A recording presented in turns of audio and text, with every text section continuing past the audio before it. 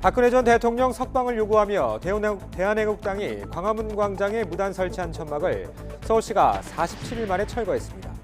이 과정에서 애국당 측이 격렬하게 저항해 부상자도 나왔습니다. 오늘부터 음주운전 단속 기준과 처벌이 강화돼서 어젯밤에 마신 술로도 아침 출근길에 걸릴 수 있습니다. 경찰은 오늘 새벽부터 2달간 전국에서 음주운전 특별 단속에 들어갔습니다. 80일 동안의 파행 끝에 접점을 찾았던 국회 정상화가 다시 무산됐습니다. 여야 3당 원내대표가 극적으로 합의안을 만들었지만 자유한국당이 의원총회에서 추인을 거부했습니다. 지난해 말 여야 갈등 끝에 패스트트랙으로 지정된 이른바 유치원 3법이 180일이 지나서 오늘 법사위로 자동 회부됩니다. 법사위 90일, 이후 본회의 60일이 지나도록 합의가 안 되면 11월 22일 이후에 열리는 본회의에 자동 상정됩니다.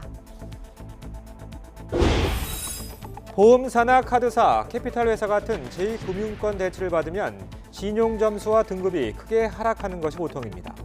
하지만 오늘부턴 제2금융권에서 대출을 받은 전력이 있어도 불이익이 줄어들게 됩니다.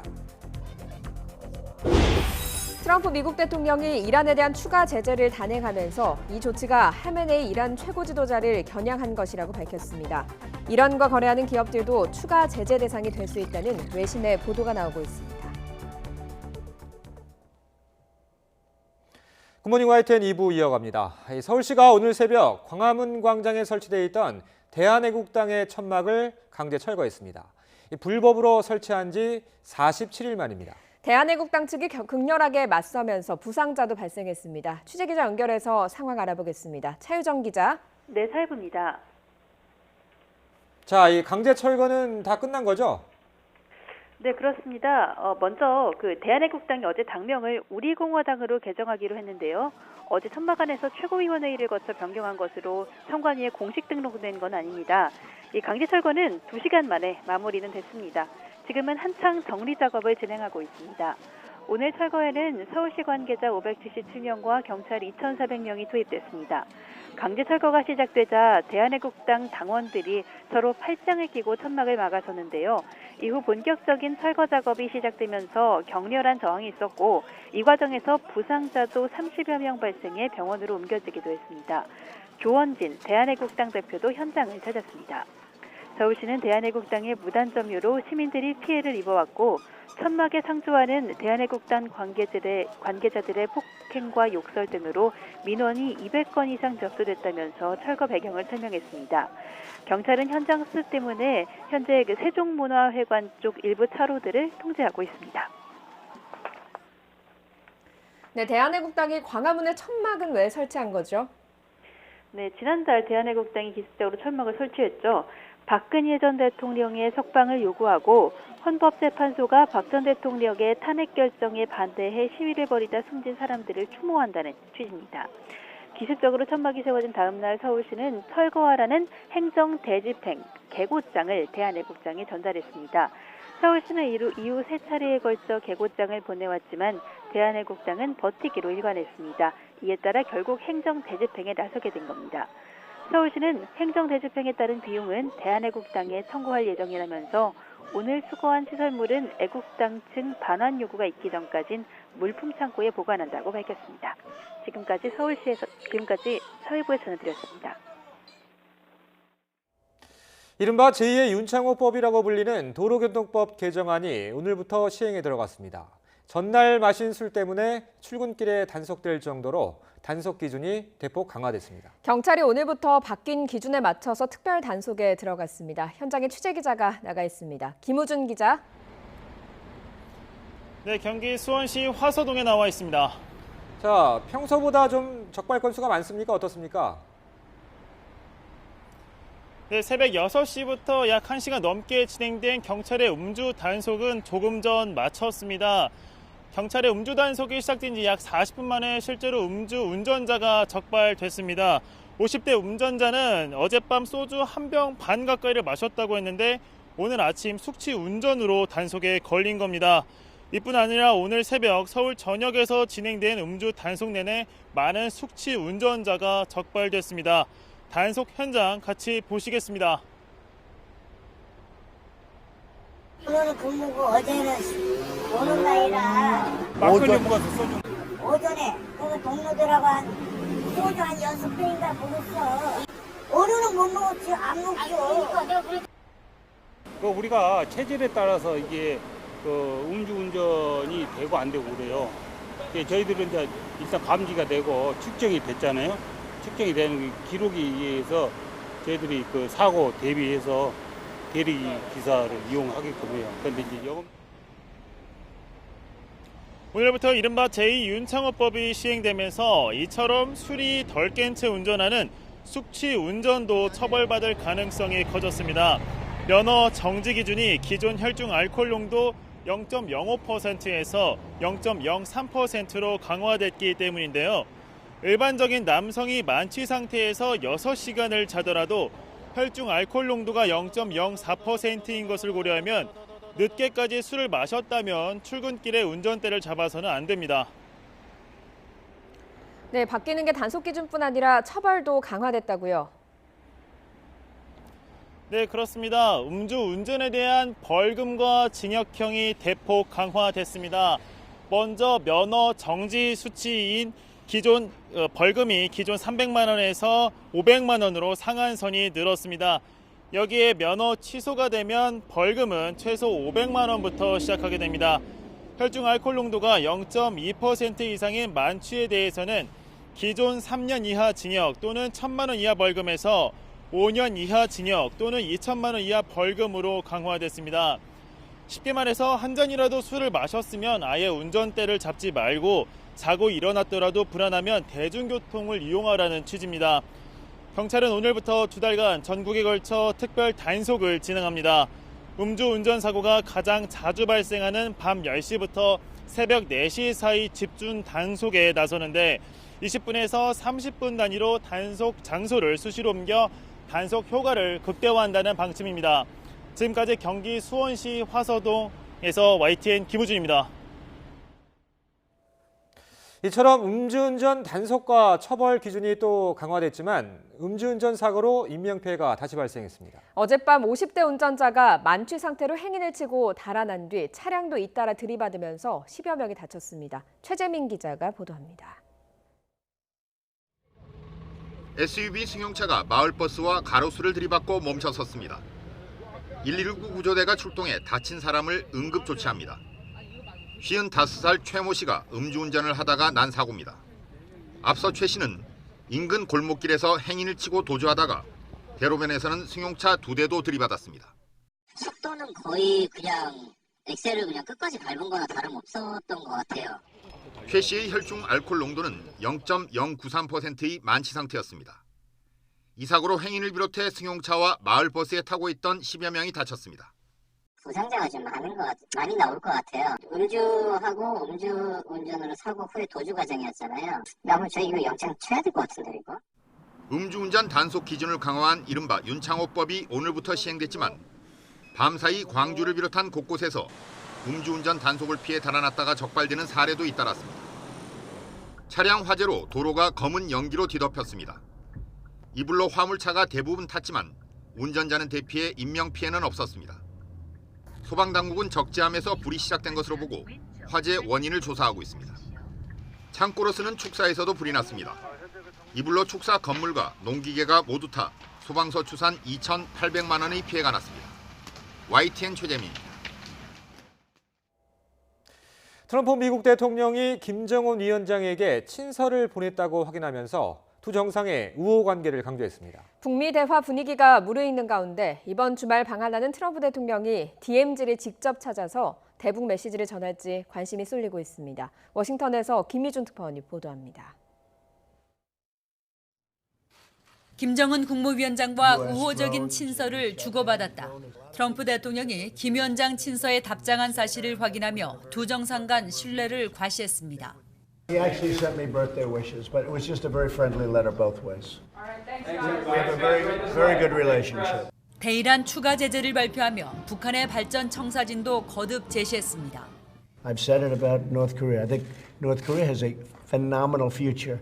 백악관이 북미 정상 간 연락이 계속돼 왔다고 밝힌 이튿날 직접 나서 대화 분위기를 띄운 겁니다.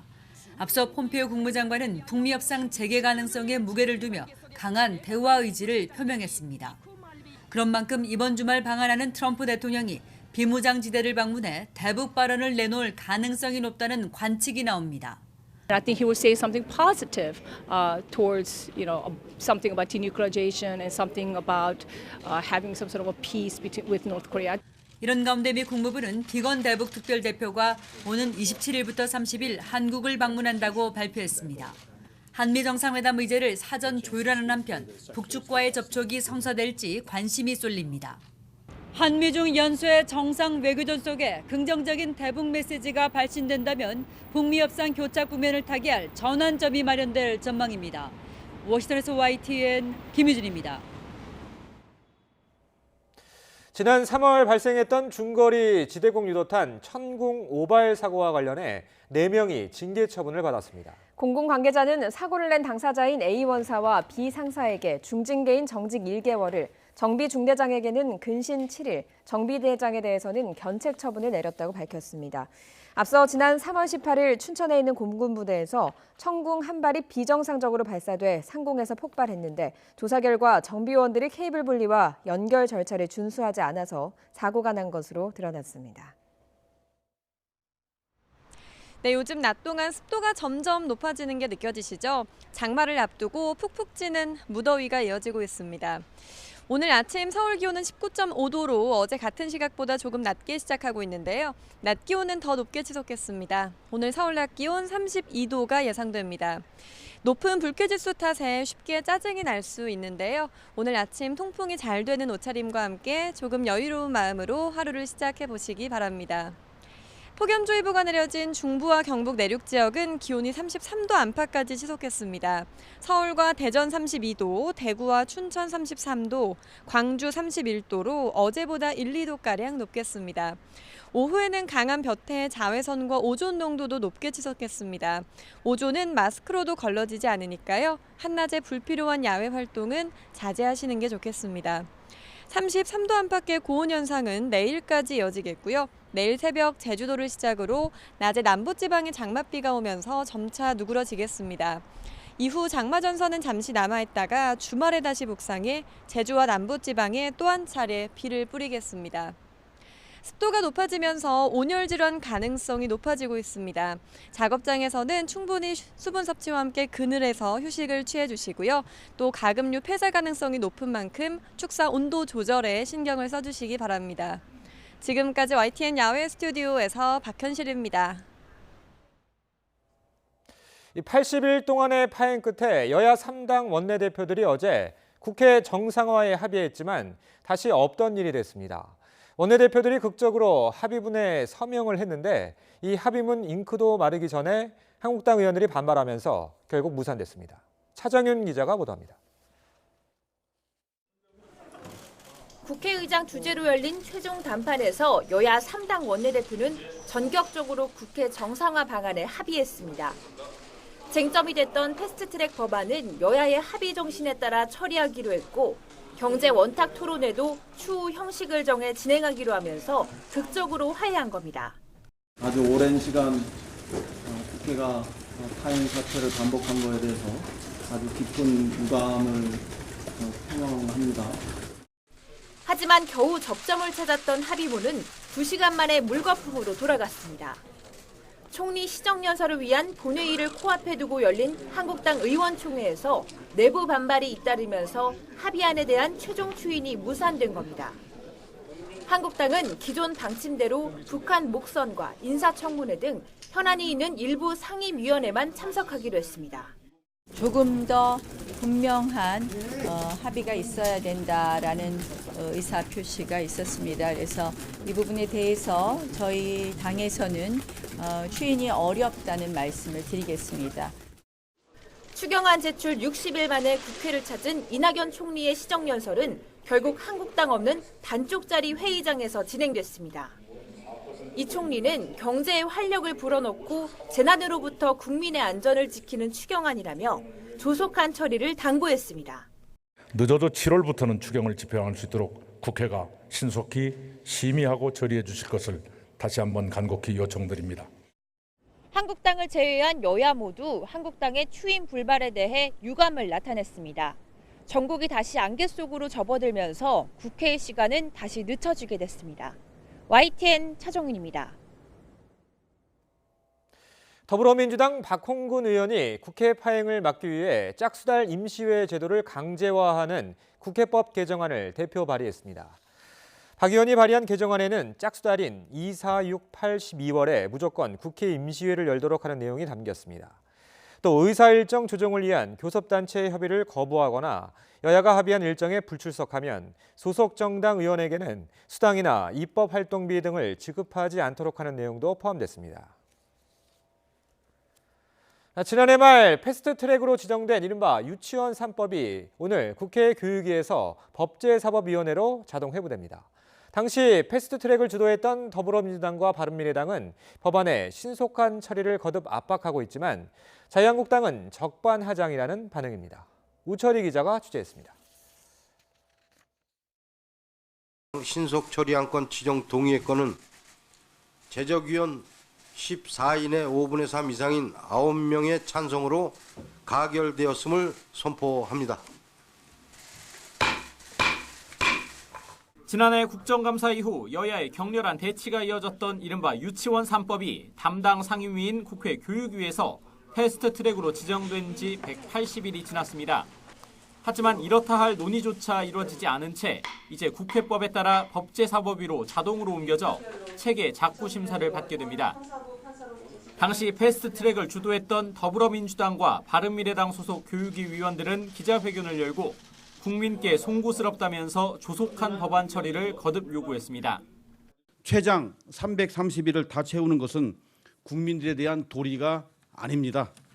유치원 3법이 하루빨리 법사위와 본회의를 통과할 수 있도록 힘을 모아주시기 바랍니다. 처음 사립유치원의 비리를 제기한 민주당 박용진 의원도 자유한국당이 사립유치원 편들기와 발목 잡기에만 매달렸다고 맹비난했습니다. 당론이 뭐예요? 자유한국당 당론은? 한유총 만세예요? 우리 유아교육 정상화를 위한 법안을 그동안 막았다고 한다면 저는 자유한국당 반드시 심판받아야 된다고 생각합니다. 한국당은 발끈했습니다. 민주당과 바른미래당이 한국당의 대안을 전혀 받아들이지 않은 채 패스트트랙을 밀어붙여놓고 이제 와서 한국당 탓을 하는 건 어불성설이라는 겁니다. 한국당 안에 대해서 전혀 수용하지를 않았습니다. 이상 논의하지 않겠다는 뜻. 우리 민주당은 쫓기듯 신속 처리 안건으로 지정하는 데만 급급했습니다. 유치원 3법은 사립유치원에 지급되는 국가 보조금과 지원금, 학부모 부담금을 단일 회계로 해서 교육 목적 외로 사용하면 형사처벌하는 내용 등을 담고 있습니다. 법사위에서 90일, 이후 본회의로 넘어가 60일이 지나도록 여야의 합의가 이뤄지지 않으면 오는 11월 22일 이후에 열리는 본회의에 자동 상정돼 처리가 가능해집니다. 학부모들의 공분과 사립유치원의 집단 개학 연기 등 숱한 후폭풍을 낳았던 유치원 3법이 일단 다음 단계로 넘어간 가운데 여야의 여전한 갈등 속에 최종 운명이 어떻게 될지 주목됩니다. YTN 우철입니다. 이명박 정부의 민간인 불법 사찰 증거인멸 사건을 폭로했던 장진수 전 국무총리실 공직윤리지원관실 주무관이 행정안전부 장관 정책보좌관을 맡아 5년 7개월 만에 공직에 돌아왔습니다. 행정안전부는 장 전 주무관이 어제 진영 행안부 장관의 정책보좌관에 임명돼 업무를 시작했다고 밝혔습니다. 장진수 보좌관은 2010년 민간인 불법 사찰 의혹이 불거졌을 때 증거인멸 혐의로 기소됐다가 2012년 3월 청와대가 민간인 사찰 증거를 인멸했다고 폭로해 검찰이 사건을 재수사하는 계기를 만들었습니다. 대전시 공무원이 근무 시간에 민원인을 위한 시청 수유실에서 불법 미용 시술을 받은 사실이 드러났습니다. 시술을 받던 해당 공무원은 출장계를 낸 상태였는데 시민 신고로 발각됐습니다. 이상곤 기자입니다. 지난 18일 오후 3시 50분쯤 대전시 감사위원회에 한 장의 사진과 함께 민원이 접수됐습니다. 대전시청 1층 수유실에서 불법 미용 시술이 이루어지고 있다는 내용이었습니다. 수유실 안팎에는 다른 용무 출입을 삼가라는 안내문이 적혀 있습니다. 대전시 민생사법경찰이 현장을 확인한 결과 시술을 받은 사람은 대전시 6급 공무원 A씨였습니다. A씨는 출장계를 내고 오후에 속눈썹 연장 시술을 받았는데 적발되자 반일 휴가를 낸 것으로 조사됐습니다. 대전시는 시술 행위자가 미용 자격증이 있지만 영업신고가 되지 않은 장소에서 시술해 공중위생법을 위반했다고 밝혔습니다. 미신고 장소에서 영업행위를 했던 것이 1차적으로 확인이 됐고 추가적인 보안 수사를 통해서 수사 결과를 가지고 검찰의 송치 여부를 결정해서 조치할 계획이다. 이렇게 말씀을 드릴 수 있습니다. 또 근무 시간에 근무지를 이탈해 불법 시술을 받은 행위에 대해서도 엄중히 책임을 물을 거라고 밝혔습니다. 일과 시간 중에 근무 장소를 이제 이탈했기 때문에 우리 공무원 복무 규정은 위반한 게 맞고요. 그 승실 의무 조항도 일단은 현재로서는 이제 위반한 것으로 추정이 됩니다. 대전시 민생사법경찰은 공무원의 수유실 불법 미용 시술이 처음이 아닐 가능성이 있다고 보고 추가 사례를 조사하고 있습니다. YTN 이상곤입니다. 마약에 취해서 같은 층 원룸에 사는 여성을 상대로 성폭행을 시도하고 감금한 남성이 구속됐습니다. 서울 강남경찰서는 주거 침입 성폭행 미수와 감금 협박, 마약류 관리에 관한 법률 위반 혐의로 23살 A씨를 구속했습니다. A씨는 지난 20일 오후 3시 반쯤 역삼동의 한 원룸 건물에서 같은 층에 사는 여성 B씨를 성폭행하려 한 혐의 등을 받고 있습니다. 또 B씨를 자신의 집으로 끌고 가서 17시간가량 감금한 혐의도 받고 있습니다. 체포된 A씨는 필로폰 양성 반응이 나온 것으로 확인됐습니다. 국회의원 지위를 이용해서 강원랜드에 채용 청탁을 한 혐의로 재판에 넘겨진 자유한국당 권성동 의원이 1심에서 무죄를 선고받았습니다. 서울중앙지방법원은 업무방해 등의 혐의로 기소된 권 의원에 대해서 채용을 청탁했다는 증언들의 신빙성이 떨어진다며 무죄를 선고했습니다. 권 의원은 판결 후 검찰이 증거 조작과 무리한 법리 적용으로 정치 탄압을 가했다며 검찰 스스로 법적 책임을 져야 한다고 강조했습니다. 청년 참여연대 등 시민단체들은 한국당 권성동 의원에게 무죄를 선고한 1심 판결이 청년들에게 절망감을 줬다며 반발했습니다. 시민단체들은 법원 앞에서 기자회견을 열고 1심 재판부의 판결은 성실하게 취업을 준비하는 취업준비생들의 노력을 무의미하게 만들었다며 2심의 공정한 판단으로 유죄를 내려달라고 촉구했습니다. 네, 방금 들어온 소식입니다. 미국 정부는 도널드 트럼프 대통령이 이번 방한 기간에 김정은 북한 국무위원장과 만날 계획이 없다고 밝혔습니다. 미 행정부 고위 당국자는 트럼프 대통령의 G20 정상회의 참석과 방한 일정에 대한 전화 브리핑에서 트럼프 대통령이 김 위원장을 만날 계획이 있느냐는 질문에 대해서 계획은 없다고 답했습니다. 자세한 소식은 들어오는 대로 전해드리도록 하겠습니다.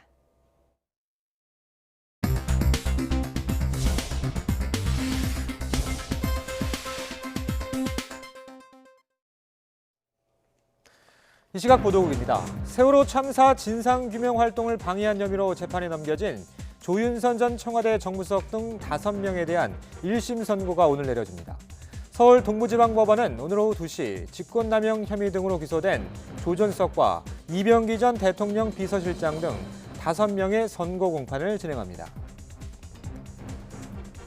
다음 달 퇴임하는 문무일 검찰총장이 오늘 과거 검찰의 부실사와 인권 침해에 대해 공개 사과합니다. 문 총장은 오늘 오전 10시 반 대검찰청 청사 4층 검찰역사관 앞에서 기자간담회를 열고 검찰의 과거 잘못에 대한 대국민 사과를 발표합니다.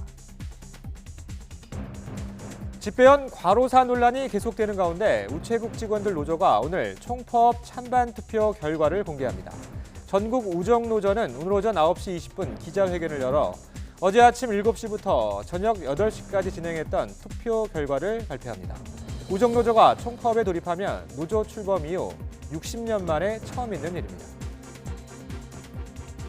한국천주교 주교회의는 오늘 경기도 파주시 임진각 평화누리공원에서 8년 만에 처음으로 전국 규모의 한반도 평화기원 미사를 엽니다.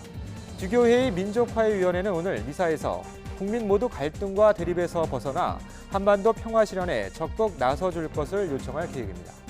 이 시각 보도국이었습니다.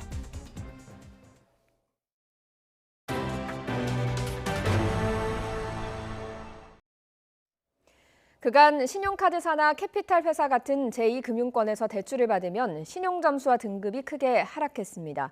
하지만 오늘부터는 이런 불이익이 줄어들 것으로 보입니다. 백종규 기자가 취재했습니다. 신용등급이 4등급 이하인 직장인은 시중은행에서 신용대출을 받기 쉽지 않습니다. 이럴 때 어쩔 수 없이 저축은행이나 캐피탈, 카드사 등으로 발걸음을 옮길 수밖에 없는데 대부분 대출을 받은 이후 후회하기 마련입니다. 제2금융권에서 대출을 받았다는 이유 하나만으로 신용등급이 더 하락하기 때문입니다. 그런데 앞으로는 제2금융권을 이용해도 이런 불이익을 받지 않게 될 것으로 보입니다. 신용조회회사가 어느 곳에서 대출을 받았는지보다 당시 대출 금리 수준이 어땠는지를 먼저 반영하기로 한 겁니다. 이렇게 되면 보험사나 상호금융사 등 제2금융권에서 대출을 받은 94만 명의 신용 점수가 오르고 이 가운데 46만 명은 신용등급이 1등급 상승할 것으로 예상됩니다. 실제로 지난 1월 저축은행 이용 대출자에게 이런 조치를 먼저 적용해봤는데 모두 68만 명의 신용 점수가 올랐고 이 가운데 40만 명은 신용등급이 1등급 이상 상승했습니다. 제2금융권 대출을 이용했다는 사실만으로 신용등급이 하락하고 그 결과 금리나 대출 한도에서 불이익을 받게 되는 불합리를 방지해서 우리 금융 시스템의 공정성을 더 높이려고 하는 조치라고 할 수 있겠습니다. 금융당국은 중도금이나 유가증권 담보대출도 제2금융권에서 받으면 신용점수 불이익이 있었지만 이 역시도 지난 1월부터 은행 대출과 똑같은 기준을 적용하고 있다고 밝혔습니다. YTN 백종규입니다. 우리나라 사람들은 평균 43살에 처음으로 내 집 마련을 하는 것으로 조사됐습니다. 그나마 집값의 38%는 대출에 의존하고 있어서 내 집 마련의 벽이 여전히 높다는 의미로 해석됩니다. 이하린 기자가 보도합니다. 결혼을 앞둔 7년차 직장인 배지훈 씨. 떨어지는 듯 했던 서울 집값이 최근 반등 조짐을 보인다는 뉴스를 접할 때는 일이 손에 잡히지 않습니다. 집 사서 1억, 2억 금방 오른다고 하는데 저는 지금 살려고 하니까 어디를 사야 될지도 모르겠고 또 집값이 또 언제 오를지도 모르니까 그런 사야 되는 시점을 잡기가 어렵고 해서 걱정이 좀 되는 편입니다. 최근 4년 동안 우리나라 사람들이 내 집을 처음 장만한 나이는 평균 43살. 2년 전 조사 당시보다 1.4년 더 늦어졌습니다. 소득 하위 가구의 경우는 생애 최초 주택을 마련한 시기가 평균 56살을 넘겨 환갑이 다 돼서야 안정적으로 거주할 내 집을 샀다는 얘기입니다. 오랜 시간에 걸려 내 집을 마련하지만 재원의 상당 부분은 대출에 의존하고 있습니다. 주택 가격에서 대출이 차지하는 비중은 평균 37.8%로 나타났는데요. 특히 청년 가구의 경우 집값의 45.6%를, 신혼부부는 집값의 43.2%를 빚지고 있는 것으로 나타났습니다. 자가 보유 방법은 기존 주택을 구매한 경우가 가장 많았고 신축 건물 분양과 증여, 상속 등이 뒤를 이었습니다. 내 집이 꼭 필요하다고 생각하는 비율은 신혼부부가 일반 가구보다 더 높았습니다. 하지만 현재 주택에서 거주한 기간이 2년이 채 되지 않는 비율을 보면 일반 가구는 3분의 1을 조금 넘긴 반면 청년과 신혼부부 가구는 70에서 80%에 달해 내 집 마련이 녹록지 않은 상당수 젊은 가구가 전월세 계약 기한에 따라 이사를 하고 있는 것으로 분석됐습니다. YTN 이하린입니다.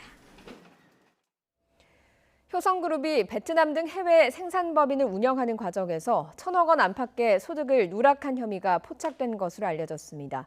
국세청은 효성이 베트남 등 해외 생산법인으로부터 받아야 할 기술 사용료 등 무형자산 이용 대가를 과소 계상하는 방식으로 이전 가격을 조작해서 세금을 탈루한 혐의를 포착하고 조사 중인 것으로 전해졌습니다.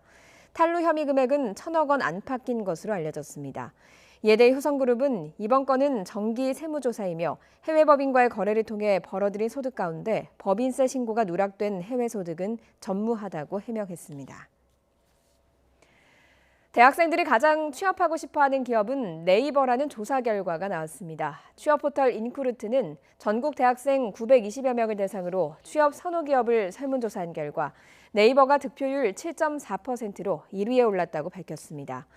CJ E&M은 근소한 차이로 2위에 올랐고 삼성전자는 지난해에 이어 올해도 3위를 기록했습니다. 연세대와 고려대 등 개교 이래 한 번도 교육부 종합감사를 받지 않은 주요 사립대학들이 차례로 감사를 받습니다. 유은혜 사회부총리 겸 교육부 장관의 발언을 직접 들어보시죠. 정부의 사학혁신은 국민의 상식과 원칙에서 출발하겠습니다. 유치원부터 대학까지 국민 세금이 투입되는 곳은 투명하게 관리하고 사학의 공공성과 책무성을 더욱 높이도록 하겠습니다. 이를 위해서 교육부는 상시적인 감사 체계를 구축하고 종합적인 제도 개선안을 마련하겠습니다. 당장 할 수 있는 조치로서 개교 이래 단 한 차례도 종합감사를 나가지 않은 정원 6,000명 이상의 16개 사립대학에 대해서는 2021년까지 순차적으로 종합감사를 모두 진행하겠습니다. 이번 종합감사에서부터 현재 구성 중에 있는 시민감사관을 투입해서 교육부 감사의 공공성과 신뢰성도 높이도록 하겠습니다. 얼마 전 우리 인터넷 사용자 10명 가운데 8명이 가짜뉴스에 속은 경험이 있다는 외국 연구기관의 조사 결과가 나왔습니다. 특히 경제 관련 뉴스들이 정파성에 치우치거나 통계를 왜곡하고 있다는 주장이 제기됐습니다. 최명식 기자입니다. 경제 위기, 해고 도미노, 고용 참사. 지난 한 해 동안 6개 경제신문이 최저임금 관련 기사를 송고하면서 단골 메뉴처럼 뽑은 제목들입니다. 매체별로는 많게는 4,000번, 적게는 2,000번 이상 사용했는데 부정적인 내용 일색이었습니다. 하지만 객관적인 데이터에 근거하기보다는 정파성에 치우치거나 재벌 눈치 보기가 많았다는 지적이 나왔습니다. 지금 가짜뉴스가 굉장히 창궐하고 있습니다. 특히 경제 관련 가짜뉴스는 경기 침체기에는 소비 심리와 투자 심리를 위축시켜서 경기 침체를 더 가속화할 수 있습니다.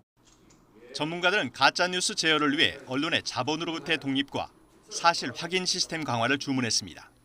언론인 스스로도 경제와 관련된 다양한 정보들을 알고 학습할 필요가 있어서 경제의 실체가 과연 누구의 이익을 위해서 제대로 굴러가는가 이런 것들을 확인할 수 있는 역량 강화가 무엇보다 중요하다고 생각합니다.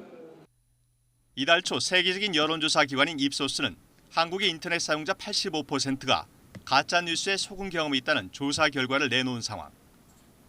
방통위는 협의체를 구성해 가짜뉴스 퇴출 작업에 착수했습니다.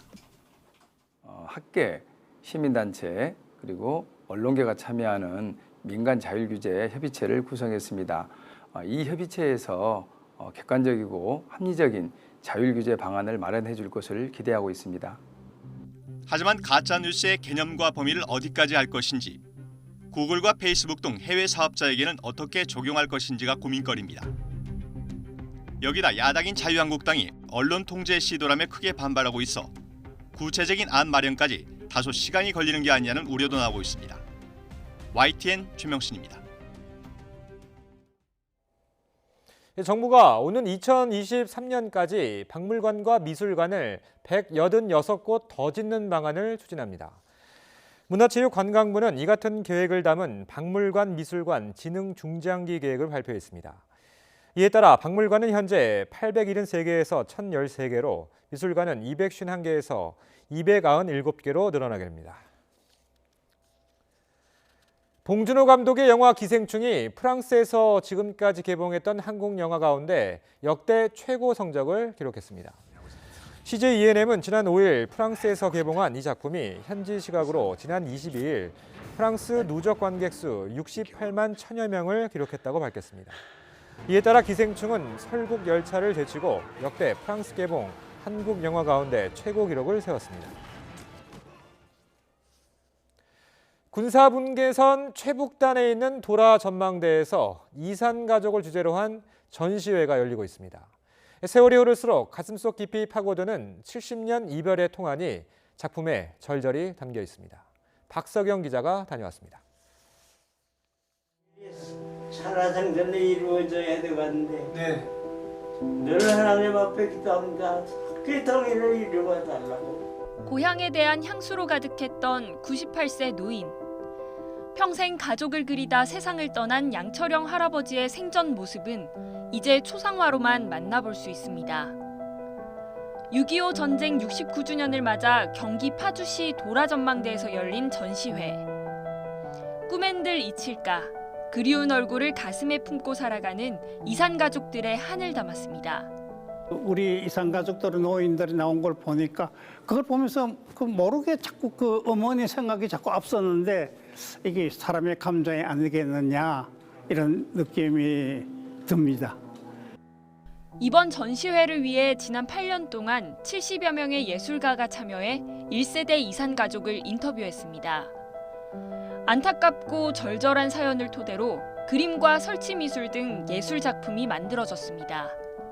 70년 가까이 가슴에 누구에게도 풀어놓지 못했던 그 아픔들을 제가 생각했던 것보다 훨씬 진하게 갖고 계셨고요.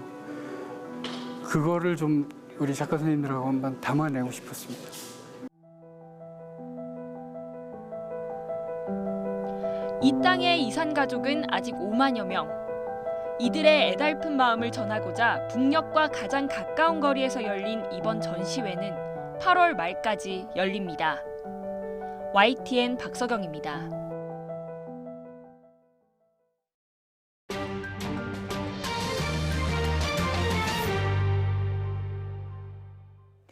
이란의 미군 무인기 격추에 보복 공격을 준비하다 바로 직전에 포기한 트럼프 미국 대통령이 이란에 대한 추가 제재에 나섰습니다.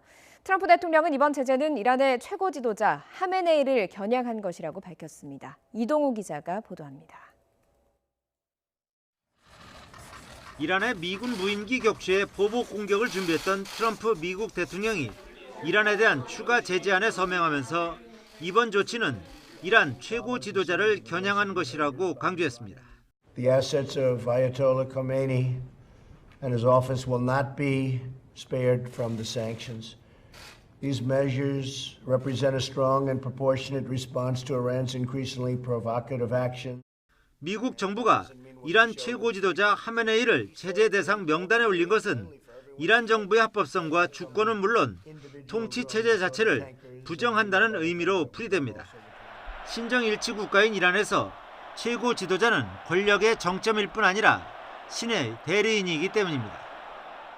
이번 조치로 이란의 자산 수십억 달러를 추가로 동결할 것이고 이는 이란에 상당한 고통을 안길 것이라고 문우신 재무장관은 전망했습니다.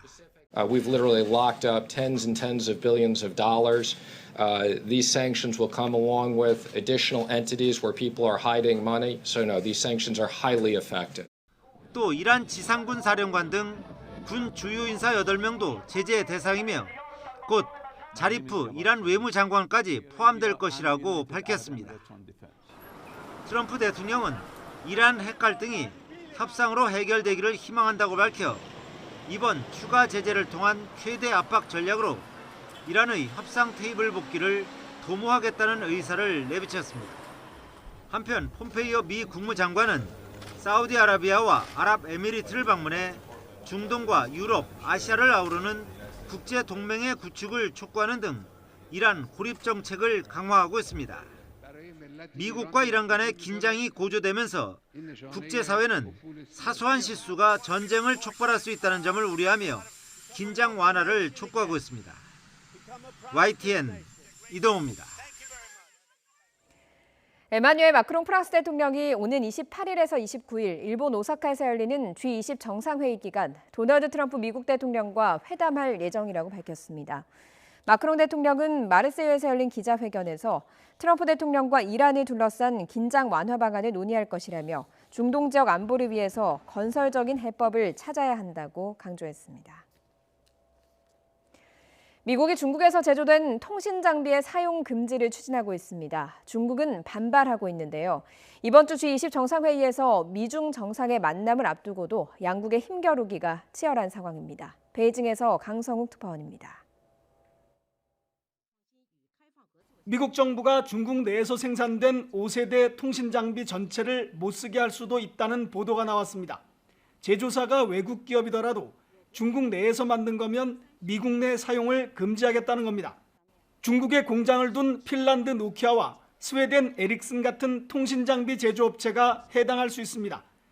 중국 정부가 시켜서 보안에 구멍을 만들어 놨을 수 있다는 게 이유라고 월스트리트 저널은 전했습니다.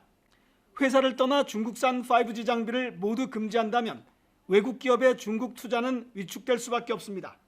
중국은 황당하다며 반발했습니다. 试图通过隔绝或者割裂的办法来寻求自身的所谓绝对的安全和可控，这完全是在痴人说梦。 중국은 오사카에서 열리는 주요 20개국 정상회의에서 일방주의와 보호무역을 몰아붙일 태세입니다. 러시아, 브라질 등 이른바 브릭스 국가들과 세를 규합해 미국에 맞서겠다는 겁니다. 推动加强金砖国家的合作，共同应对当前国际社会面临的重大挑战，维护多边主义。 미중 정상회담을 불과 며칠 앞두고 기싸움이 계속돼 무역협상 타결의 기대감도 낮아지고 있습니다. 때문에 트럼프 대통령과 시진핑 주석이 만나더라도 무역 마찰의 해결이 아닌 휴전이나 협상 연장에 그칠 것이라는 전망이 나오고 있습니다. 베이징에서 YTN 강성웅입니다. 헝가리 경찰이 다뉴브강 유람선 침몰 사고에 대한 조사 결과가 나오기까지 상당한 시간이 걸릴 것이라고 우리 정부에 밝혔습니다. 정부 합동 신속대응팀에 따르면 최규식 주 헝가리 대사와 신속대응팀장인 강형식 외교부 해외안전관리기획관은 현지 시간 어제 페드레딕 터마시 부다페스트 지방경찰청장을 면담했습니다. 이 자리에서 터마시 청장은 수집 가능한 증거를 모두 확보해서 조사 중이라며 전문적인 조사가 필요하기 때문에 결과가 나오기까지 장시간이 걸릴 것이라고 설명했습니다. 캄보디아에서 무허가로 신축 중이던 7층짜리 건물 붕괴 사고로 인한 사망자가 28명으로 늘어났습니다. 캄보디아 남서부 항구도시 시아누크빌에서 지난 22일 발생한 건물 붕괴 사고 현장에서 생존자 2명과 사망자 4명이 추가로 확인됐다고 AP통신이 보도했습니다. 이에 따라 이번 사고 사망자는 최소 28명, 부상자는 26명으로 집계됐습니다. 오는 2020년 미국 대선의 진보계 유력 주자인 버니 샌더스 상원 의원이 1조 6천억 달러, 우리 돈으로 약 1,900조 원에 달하는 대학생 학자금 빚을 탕감하는 법안을 공개할 것이라고 워싱턴 포스트가 보도했습니다. 워싱턴 포스트는 샌더스 의원이 의회 내 진보계 의원 코커스 공동의장을 맡은 프라밀라 자야팔 하원 의원과 이라노마 하원 의원 등 진보계 의원들과 함께 법안을 공동 발의할 것이라고 전했습니다. 샌더스의 법안은 현재 4,500만 미국인이 안고 있는 학자금 빚을 연방정부가 전면 탕감하고 공립과 커뮤니티 대학, 직업학교 등의 학비를 모두 무료로 하는 내용을 담고 있습니다.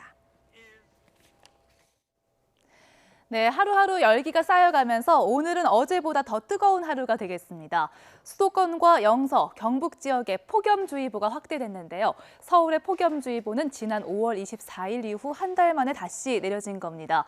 오늘 서울 낮 기온은 32도까지 올라 어제보다 덥겠고요. 춘천과 청주, 대구 모두 33도까지 올라 무더위가 전국적으로 기승을 부리겠습니다. 폭염주의보가 내려지면 정오부터 오후 5시 사이에는 야외 활동을 자제하는 게 좋습니다. 커피나 이 주류보다는 물 한 잔을 드시는 게 도움이 더 많이 되고요. 또 창문이 닫힌 차량은 내부 온도가 크게 상승합니다. 차 안에 어린이나 노약자를 홀로 두지 않도록 주의를 하셔야겠습니다. 오늘은 전국의 하늘이 맑겠고요. 강한 일사에 낮 동안 자외선 지수와 오존 농도가 크게 치솟겠습니다. 낮 기온은 어제보다 1, 2도가량 더 높아집니다. 서울 32도를 비롯해 춘천, 청주, 대구가 33도, 전주, 광주 31도까지 오르겠습니다. 현재 장마 전선은 일본 남쪽 해상에 위치해 있습니다. 점차 북상을 해서 내일은 남부 지역에 장마가 시작됩니다. 내일 새벽에 제주를 시작으로 낮에는 남부 지역으로 비가 확대되겠고요. 모레 낮까지 남부 지역 쪽으로 장맛비가 이어질 전망입니다. 하지만 중부 지역도 장맛비가 확산할 가능성이 있다는 예보입니다. 장맛비가 오면서 폭염의 기세는 목요일부터 수그러들겠습니다. 날씨 정보였습니다. 화요일 굿모닝 YTN 여기서 마치겠습니다. 내일 아침도 부지런히 준비하겠습니다. 고맙습니다.